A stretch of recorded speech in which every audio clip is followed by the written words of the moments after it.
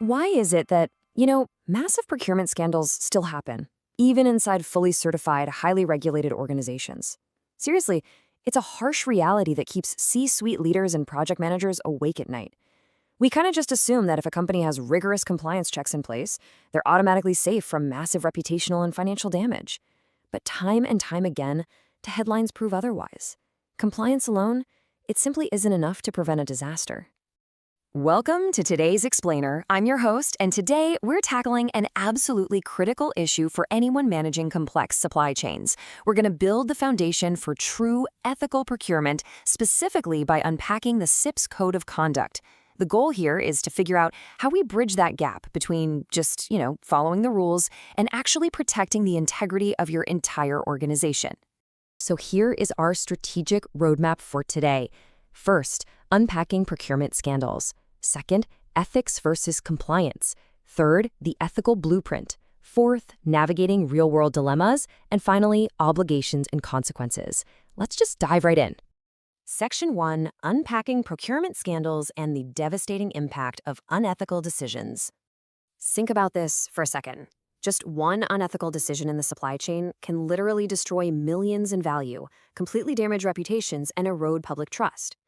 As leaders and procurement professionals, we really have to recognize that procurement isn't just about costs and contracts anymore. No, it's intrinsically tied to corporate integrity and, frankly, your company's long-term survival.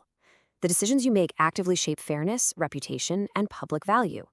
Ethical procurement isn't some optional extra. It is the absolute foundation for sustainable success. Moving to Section 2, Ethics versus Compliance, Understanding the Foundation. All right, to get us all on the exact same page, let's establish a shared, precise vocabulary.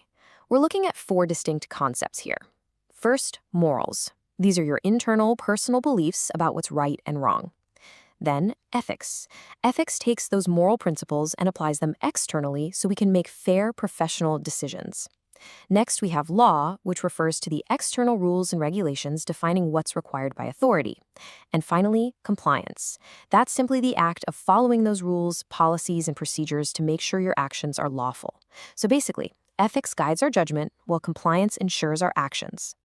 Let's think about the actual journey from personal values to professional behavior. It's kind of like a progression. We start with morals, right? Guided entirely by your own conscience. Moving outward, ethics takes over, asking, okay, what should we do in a professional context? Then the law steps in to set the mandatory boundaries. And finally, compliance comes along and asks, are we actually following the rules? True integrity is only complete when all 4 of these elements, your values, principles, laws, and actions, work together seamlessly. Your values shape your decisions, for sure, but the rules shape your behavior. Now, this brings us to a super vital distinction for your organization. The difference between a code of ethics and a code of conduct. A code of ethics represents the why. These are your high-level principles and values. Think of it as a general moral compass. But the CIPS Code of Conduct, that represents the how. It defines the specific rules, the actionable professional commitments, and the binding standards uniquely tailored for the procurement and supply chain profession. It's the difference between just knowing the philosophical principles and actually getting out there and executing the specific behaviors required in the field. And hey, there's a really crucial warning here for any executive. Actually, it's a bit of a reality check. A professional may fully comply with the rules and yet still behave unethically. Let that sink in for a moment. You can literally tick every single compliance box, follow every law to the letter, and still completely fail to test a professional integrity. So let's get into Section 3, the ethical blueprint, structuring integrity. If we look at the foundational base of the procurement ethics pyramid, we find personal integrity. This relies heavily on an individual's own values, honesty, and self-discipline. Building right on top of that base is the middle layer, professional conduct. This is where standards, accountability, and fair practices become visible in your day-to-day work. And resting at the very apex is the ultimate goal, which is public trust. Stakeholder confidence, reputation, social value, it all sits right here at the top. So ethical procurement always begins internally, becomes visible professionally, and ultimately builds that essential public trust. Now, supporting that professional layer are the 5 core pillars of the CIPS Code of Conduct. Think of these as your practical tools. We're talking about enhancing reputation, maintaining unshakable honesty, driving accountability to eradicate bad practice, ensuring continuous growth, and taking full responsibility for compliance. The really crucial point here is that these 5 pillars aren't just corporate buzzwords. They are the practical, daily translation of high-level ethics into mandatory procurement practice. All right, Section 4, Navigating Real-World Dilemmas, Putting the Framework to the Test. Let's try a direct scenario to test our boundaries. Imagine this. What do you do when a supplier offers you a thank you gift after a contract is awarded? Now, it's explicitly not a bribe to win the business because, well, the contract is already signed, but it still feels a bit uncomfortable, right? So, how does a professional handle this gray area that sits right on the boundary between legal compliance and true ethics? Even though it's just a post-contract thank you, this scenario immediately triggers your professional obligations. To resolve that discomfort and, most importantly, protect the organization, the CIPS framework provides 3 distinct filters to process this kind of dilemma: assess, review, and protect. Let's walk through them really quickly. Filter 1, assess. You've got to evaluate the true intent behind the gesture and, critically, ask yourself how it would be perceived externally if it, say, made the front page of a newspaper tomorrow. Then filter 2, review. Cross-reference your strict organizational policies and transparency requirements. And finally, filter 3, protect. You must always default to safeguarding professional impartiality and ultimate public trust. By running any scenario through these 3 filters, you've got a reliable, repeatable mechanism for resolving those really tricky, complex dilemmas. Which brings us to Section 5, Obligations and Consequences, the Weight of Professional Action. I really want you to remember this profound takeaway. Ethics begins where simple rule following ends. As a C-suite leader or procurement professional, if your team is only focused on just following the rules, they are completely missing the entire point of professional integrity. Think of compliance as merely the baseline expectation. It's just about staying legal. But right above that is a major danger zone, actions that are technically legal but highly inappropriate. True professional integrity operates at the absolute highest level, where actions are both ethical and appropriate. This is exactly where professional codes operate. Compliance is just the baseline. Integrity is the standard required to safeguard public trust and protect your organization's value. And look, because the stakes are so incredibly high, failing to uphold these obligations carries very real, tangible consequences. If a professional strays into that danger zone we just talked about, where actions are legal but inappropriate, they face a formal investigation. And that can lead to sanctions, suspension, or even the total revocation of their professional membership. But more importantly for the enterprise itself, it leads to severe, lasting reputational damage that can take literally decades to rebuild. So we've seen today that professional ethics isn't just some passive philosophy. It's operationalized, trackable action. The code is your blueprint, and adherence guarantees structural integrity. So I want to leave you with a direct, slightly provocative leadership challenge to ponder. Take a hard look at your current supply chain operations. Look at the people managing your contracts. Out of the 5 CIPS commitments, which one does your organization currently struggle to evidence the most? Think about it. Thank you so much for joining me for this explainer, and I truly hope this framework helps you engineer lasting trust within your organization. Learning reinforcement. A single unethical decision within a supply chain can erode millions in value and dismantle public trust in a matter of days. This occurs even in heavily regulated and fully certified organizations that routinely find themselves at the center of catastrophic public scandals. These failures expose a compliance gap, the assumption that if an action is legally permissible, it is automatically correct. The most destructive choices in procurement are rarely blatant crimes. They are more often legally defensible decisions that are nonetheless ethically inappropriate. Relying strictly on a compliance-based mindset creates a structural vulnerability that leaves an organization's reputation and stakeholder value exposed. This framework maps professional behavior. At the bottom is the legal and compliant baseline. Above that is the ethical and appropriate tier, safeguarding public trust. The danger zone sits right on the threshold, actions that are legal yet fundamentally inappropriate. In this gap, a practitioner can exploit loopholes and pass audits while still eroding the organization's standing. As the CIPS framework establishes, ethics begins where simple rule following ends. Because statutory law cannot account for every modern supply chain scenario, professionals must rely on an overarching ethical framework to navigate these gray zones. Navigating that gray zone requires defining our terms with absolute precision to remove subjective bias from the decision-making process. We begin with morals, the internal, personal beliefs guiding our sense of right and wrong. In contrast, the law represents mandatory external boundaries established by authority. Ethics serves as the bridge, applying those values to professional situations to determine what we should do. Compliance is the mechanical check, ensuring our resulting actions consistently meet established rules. This diagram balances these four variables across two axes: internal versus external focus and principles versus actions. Maintaining professional integrity requires all four elements to work together, preventing personal bias from corrupting objective procurement decisions. Professional bodies like CIPS manage the complexity of these overlapping elements by providing structured codes. A code of ethics provides the why, the high-level principles informing professional judgment. The CIPS Code of Conduct defines the how, the specific, actionable commitments tailored uniquely for the supply chain. CIPS includes a crucial warning: a professional can fully comply with the technical rules and still behave unethically. The code acts as an engineered blueprint, turning subjective personal principles into an objective, trackable professional standard.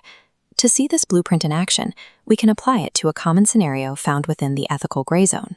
A supplier offers you a thank you gift immediately after winning a contract.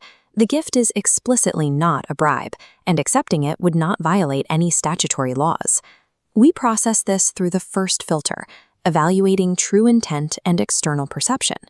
The second filter cross-references strict organizational transparency policies. The final filter determines if the action compromises professional impartiality or public trust. If the gift fails the impartiality test, the Code of Conduct mandates its rejection, regardless of its legal status. This systematic approach protects both the professional and the organization from the reputational damage found in the inappropriate but legal zone. These individual decisions form the macro structure of the procurement profession. This architecture begins with a foundation of personal integrity, the values, honesty, and self-discipline of the individual. Rising from that foundation are 5 core commitments: reputation, honesty, accountability, growth, and responsibility. Together, these pillars support the ultimate objective of the profession: lasting public trust.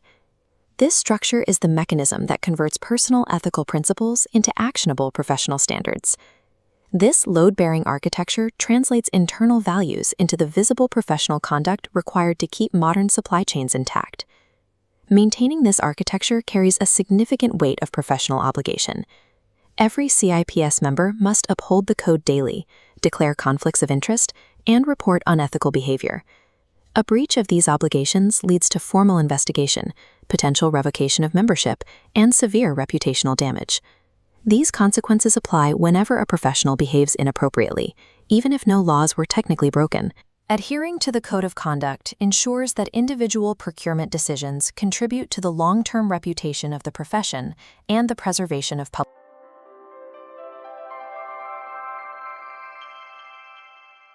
Catastrophic procurement failures happen every year inside organizations that are fully certified and operating entirely within the law. A single bad decision deep in a supply chain can wipe out millions in enterprise value and instantly erode public trust. The organizations suffering these collapses are often perfectly compliant. They pass their audits and they meet every regulatory requirement on paper.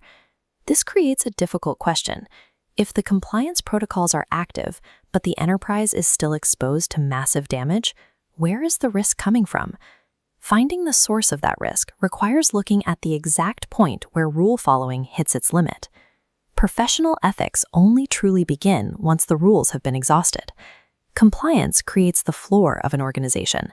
The most dangerous enterprise risks live in the unmapped space above those rules. In modern business, compliance is the baseline expectation. It is a rigid minimum standard designed to check boxes and meet external legal requirements. This diagram shows the reality. The legal and compliance zone is at the bottom, with an inappropriate but legal threshold hovering above. This dividing line illustrates how one can perfectly follow the law while failing the test of integrity. Operating in this gap without a structural framework inevitably leads to decisions that compromise the organization, eventually eroding public trust.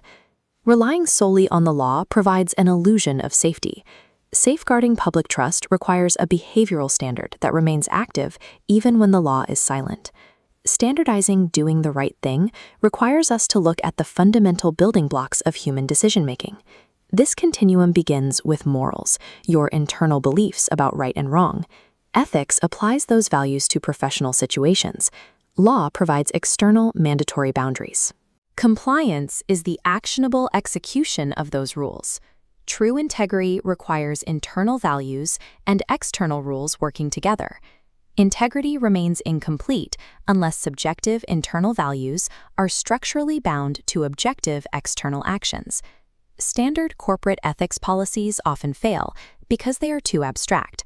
A simple "be ethical" directive cannot guide a manager through complex global supply chain logistics. A code of ethics provides the philosophical why, acting as a general moral compass. The CIPS Code of Conduct provides the operational how, a precise behavioral blueprint. Note the warning below. A professional can comply with every rule and still behave unethically. The CIPS code acts as a binding translation mechanism. It converts abstract moral principles into measurable, auditable professional standards. Vague philosophy cannot survive the pressures of global supply chains. Effective risk mitigation requires conduct that is operationalized. The structural blueprint holding these concepts together is the procurement ethics pyramid. Personal integrity forms the base of the structure. Without this individual foundation of honesty, the architecture is compromised.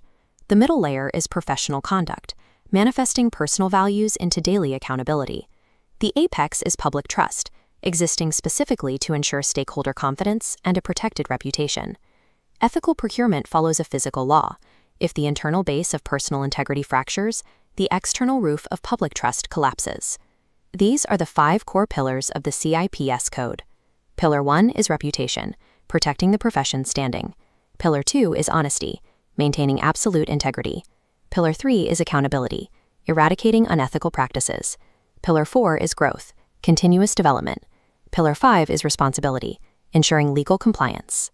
These 5 pillars function as the auditable commitments that prevent an organization from drifting back into the gray zone of risk. Applying this framework to an ambiguous scenario demonstrates its utility over standard compliance. Consider this. A supplier offers a thank you gift after a contract is legally secured. It breaks no laws, and it is explicitly not a bribe, but it creates unease. This dilemma exists inside the inappropriate but legal threshold. The law cannot help you here. We apply the filters of the code. Filter 1 assesses the intent and external perception. Filter 2 reviews the strict organizational transparency requirements. The final filter defaults to protecting professional impartiality. This dictates rejecting the gift to safeguard public trust. The CIPS algorithm removes the burden of subjective guessing. It creates a strict default that prioritizes the protection of the organization's reputation. This balance scale shows the reality of professional obligation. The daily duties of the code are weighed against the consequences of a breach, including investigations, suspensions, and the loss of membership. Professional ethics functions as an aggressive, operationalized defense system designed to protect long-term value. Look at the leadership challenge in this synthesis. It requires you to audit your own ecosystem based on these 5 pillars.